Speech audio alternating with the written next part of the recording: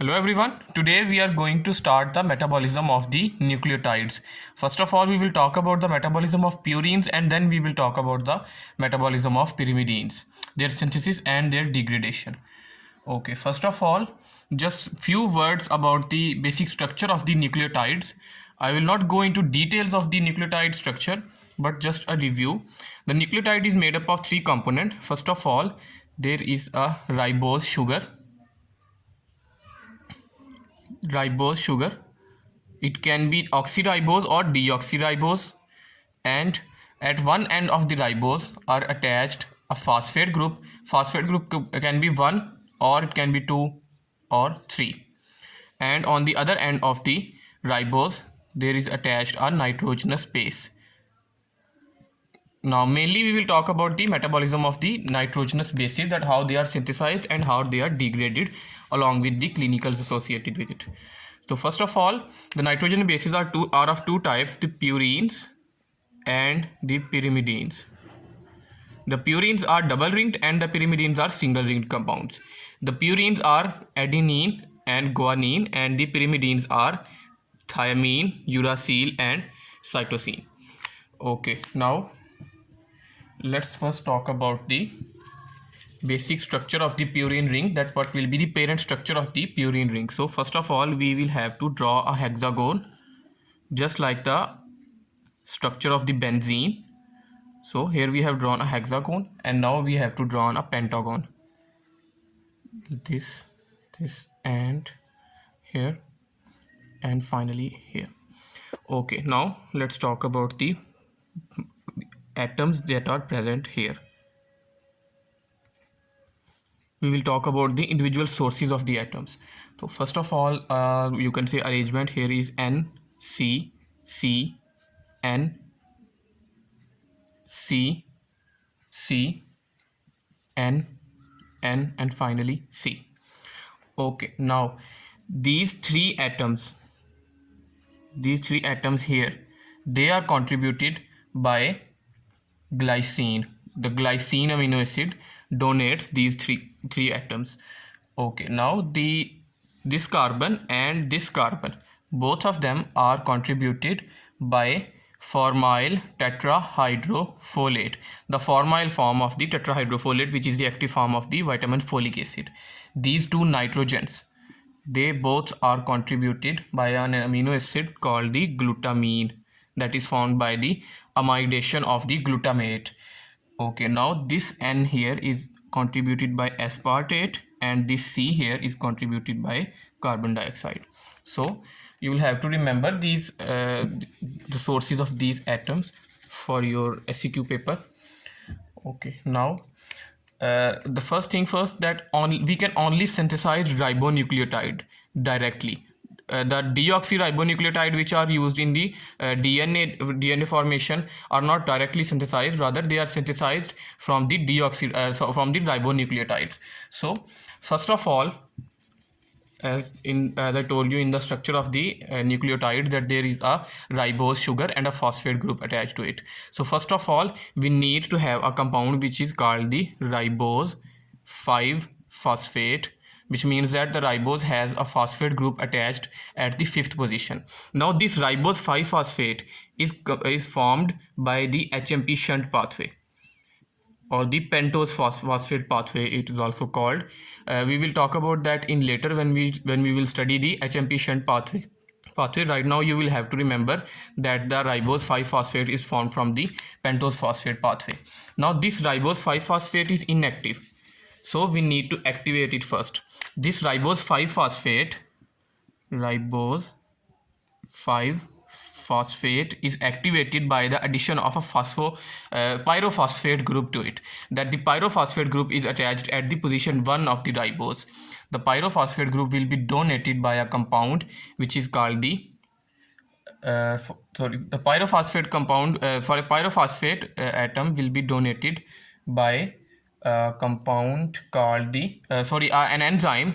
It is the pyrophosphate compound will be formed from an enzyme called the phosphoribosyl pyrophosphate synthetase, and the phosphate group will be donated by ATP. Okay, now the resulting compound that is formed is called the phosphoribosyl pyrophosphate. Okay, now let's talk about the regulation of this step. But first thing first, you need to remember that this is not the rate limiting step of the pathway, and it is not the committed step of the pathway. Now this reaction is activated by the presence of inorganic phosphate. Inorganic phosphate will activate this reaction, and the end product of this reaction, that is the purine nucleotides that are formed. Purine nucleotides. The purine nucleotides that are formed inhibit this reaction. Okay, now after we have formed the phosphoribosyl pyrophosphate, now we need to add an amino group to this phosphoribosyl pyrophosphate. Let's draw here the structure of the phosphoribosyl pyrophosphate, a simplified form of the phosphoribosyl pyrophosphate structure.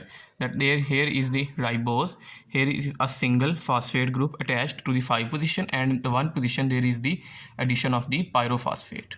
Okay, now this is the pyrophosphate. Now we need to add an amino group to this compound so that it is converted into a compound called the phosphoribosyl amine. Okay, now the amino group will be added in place of this phosphoribosyl in case of this pyrophosphate compound. So the amino group that is required in the formation of the phosphoribosyl amine is donated by a compound called the glutamine. The glutamine donates its amino group to this phosphoribosyl pyrophosphate, and it is released as glutamate. Okay, now the phosphoribosyl pyrophosphate is converted into the phosphoribosyl amine. Ribose phosphate group attached here, and here it will be replaced by the amino group. Of course, the pyrophosphate compound will be released and it will be degraded. Okay, now let's talk about the regulation of this reaction and the enzyme that is required in this reaction. The enzyme that is involved in this reaction is called the glutamine pyrophosphate amino transferase, also called the GPAT enzyme. Now this reaction, or this reaction of the purine nucleotide metabolism, purine nucleotide synthesis, is the rate limiting and committed step of the pathway. Okay, now let's talk about the regulation of this pathway, that how this pathway is regulated. This pathway is regulated by the end product stimulation and end product inhibition. So first of all, the end product of this pathway are the Adenosine monophosphate and the Guanosine monophosphate, the monophosphate form of the purine nucleotide. So they will inhibit this pathway, end product inhibition, and because when they start accumulating, the cell gives signal in the form of the AMP and GMP that we don't need any more phosphoribosyl amine. This is the phosphoribosyl amine. Okay, now the phosphoribosyl pyrophosphate that is present, it will stimulate this pathway, it will activate this pathway. Okay, now the other you can say the characteristics of this reaction is that the pyrophosphate will also increase the reaction rate. Okay, now the next step, or rather next steps in the pathway or in the synthesis of the purines, they are rather difficult to remember, so you don't need to remember all of them.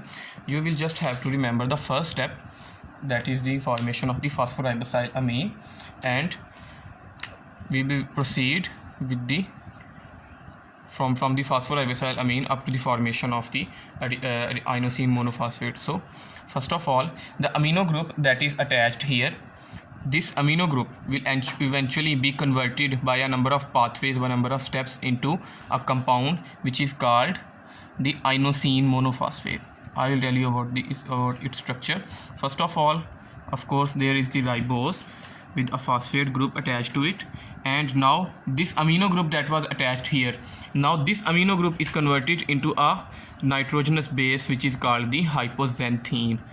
So the hypoxanthine is formed, and the compound or the nucleotide that is formed, which contains a ribose sugar, a phosphate group, and a hypoxanthine base, this nucleotide is called the Inosine monophosphate. Now you have noticed that the purine nucleotide synthesis have not formed directly AMP or GMP, rather they have formed the IMP, the inosine monophosphate is formed. But the reaction will start from the inosine monophosphate, and then it is converted into the guanosine monophosphate and the adenosine monophosphate. Okay, now these reactions utilize glutamine, as I told you. They utilize tetrahydrofolate, which is converted into dihydrofolate, and it also employs the metabolism of the aspartate. Okay, we don't need to remember all of this.